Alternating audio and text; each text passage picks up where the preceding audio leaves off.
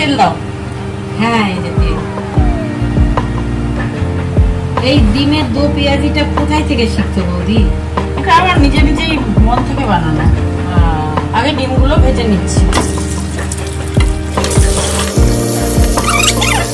এই যে ডিমের যে দো পেঁয়াজিটা করছো তুমি, এটার জন্য সব এই কাটা মশলা?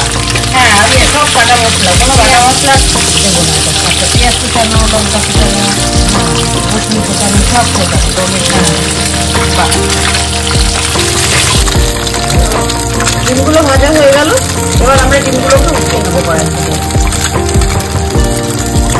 এবার আমরা কড়াই ফোড়ন দিয়ে দেবো 2টো শুকনো লঙ্কা আর অল্প একটু দারচিনি, দিয়ে দেবো টমেটো কুচানো, দিয়ে দেবো অল্প একটু চিনি, কুচিয়ে রাখা পেঁয়াজ, রসুন কুচানো, আদা কুচানো, দিয়ে দেবো লবণ। এবার পেঁয়াজটা মজা অবধি একটু অপেক্ষা করব। পেঁয়াজটা অনেকটাই মজে এসেছে, এবার আমরা এখানে দিয়ে দেবো কুচিয়ে রাখা কাঁচা লঙ্কা, কুচিয়ে রাখা ক্যাপসিকাম,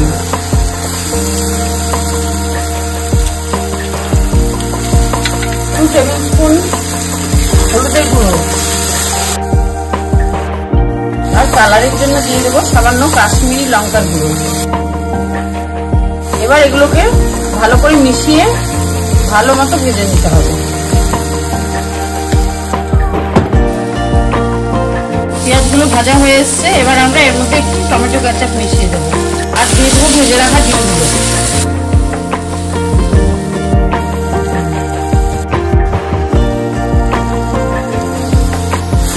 এবার 2 মিনিটের জন্য এটাকে ঢেকে দেবো। আঁচটাকে কিন্তু আমরা অনেক কমিয়ে দেবো। 2 মিনিট হয়ে গেছে, আমাদের মশলাটাও কিন্তু ভালো মতো ভাজা হয়ে গেছে। এবার আমরা এখানে সামান্য গরম মশলা গুঁড়ো অ্যাড করে দিয়ে ব্যাস, ডিমের দো পেঁয়াজি রেডি। এবার আমরা গ্যাসটাকে বন্ধ করে দেবো।